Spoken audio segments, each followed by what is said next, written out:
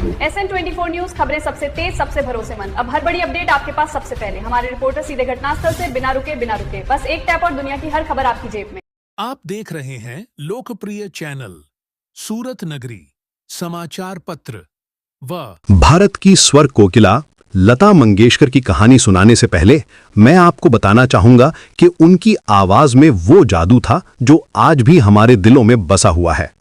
28 सितंबर 1929 को इंदौर में जन्मी लता जी ने अपनी आवाज से न सिर्फ भारत बल्कि पूरी दुनिया को मंत्रमुग्ध कर दिया था। दिलचस्प बात यह है कि शुरू में उनका नाम हेमा रखा गया था, लेकिन बाद में उनके पिता के एक नाटक भावबंधन की पात्र लता के नाम पर उनका नाम बदलकर लता कर दिया गया। लता जी का बचपन संगीत से भरा हुआ था। उनके पिता दीनानाथ मंगेशकर एक प्रसिद्ध मराठी रंगमंच कलाकार थे, जिन्हें मास्टर दीनानाथ के नाम से जाना जाता था। 5 साल की उम्र से ही लता जी ने अपने पिता से संगीत सीखना शुरू कर दिया था और उनके पिता के संगीत नाटकों में छोटे छोटे किरदार भी निभाती थीं। उनकी मां शेवंती गुजराती थीं और लता जी ने अपनी नानी से गुजराती लोकगीत भी सीखे थे। एक मजेदार बात यह है कि स्कूल के पहले दिन ही लता जी ने पढ़ाई छोड़ दी, क्योंकि उन्हें अपनी बहन आशा को साथ लाने की इजाजत नहीं मिली थी। पर जब वो सिर्फ 13 साल की थीं, तो उनके पिता का देहांत हो गया और परिवार की जिम्मेदारी उनके कंधों पर आ गई। 1942 में उन्होंने अपना पहला गाना रिकॉर्ड किया था मराठी फिल्म पहली मंगल गौर के लिए।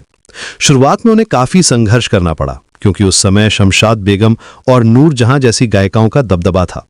लता जी की आवाज बहुत पतली और मीठी थी, जो उस दौर के हिसाब से अलग थी। कई प्रोड्यूसर्स ने उनकी आवाज को टू थिन कहकर रिजेक्ट कर दिया था। यहां तक कि दिलीप कुमार जैसे सुपरस्टार ने भी उनके एक्सेंट को रीजनल बताया था। लेकिन लता जी ने हार नहीं मानी और उर्दू की बारीकियां सीखी। 1949 में फिल्म महल का गाना आएगा आने वाला ने उन्हें रातों रात स्टार बना दिया। मुंबई में लता जी का घर प्रभुकुंज नाम की बिल्डिंग में था, जो पेडर रोड पर कुंबल्ला हिल के इलाके में स्थित है। यह व्हाइट कलर की 6 फ्लोर की आलीशान बिल्डिंग है और लता जी फर्स्ट फ्लोर पर 2 फ्लैट्स में रहती थीं। यह जगह मुकेश अंबानी की बिल्डिंग एंटीलिया से सिर्फ 1 किलोमीटर की दूरी पर है। 1945 में जब मास्टर विनायक की कंपनी का हेडक्वार्टर्स मुंबई शिफ्ट हुआ, तो लता जी भी यहां आ गईं और फिर यहीं की होकर रह गईं। प्रभुकुंज का मतलब है भगवान का निवास, और यह नाम बिल्कुल सही था, क्योंकि यहां से निकली आवाज ने करोड़ों लोगों के दिलों में जगह बनाई। लता जी की पर्सनालिटी बेहद सरल और विनम्र थी। वो बहुत ही अनुशासित जीवन जीती थी और अपने काम के प्रति पूरी तरह समर्पित थी। एक दिलचस्प बात यह थी कि वो हमेशा रिकॉर्डिंग स्टूडियो में नंगे पैर जाती थी, क्योंकि उनके लिए स्टूडियो एक मंदिर के समान था। लोग सोचते थे कि वो अपनी आवाज के लिए बहुत परहेज करती होंगी, लेकिन हकीकत ये थी कि वो रिकॉर्डिंग से पहले भी आइसक्रीम खा लेती थीं। उनका स्वभाव बहुत ही मिलनसार था और वो अपने साथी कलाकारों के साथ हमेशा अच्छा व्यवहार करती थीं। एक और खासियत ये थी कि वो अपने गाए हुए गाने कभी नहीं सुनती थीं, क्योंकि उन्हें लगता था कि उन्हें सिर्फ कमियां ही नजर आएंगी।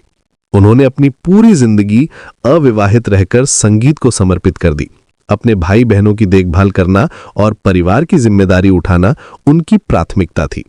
उनके भाई हृदयनाथ मंगेशकर भी एक प्रसिद्ध संगीतकार बने और बहन आशा भोसले भी प्लेबैक सिंगिंग में नाम कमाया। प्रभुकुंज में उनके साथ पूरा परिवार रहता था और उनके 9 पेट डॉग्स भी थे, जिनकी वो बहुत अच्छी देखभाल करती थी। कुकिंग में भी उनकी बहुत दिलचस्पी थी। लता जी के करियर की बात करें तो उन्होंने 36 भाषाओं में गाने गाए हैं। उनके कुछ सबसे मशहूर गाने हैं लग जा गले, जब प्यार किया तो डरना क्या, ऐ मेरे वतन के लोगों, चलते चलते और जिया जले।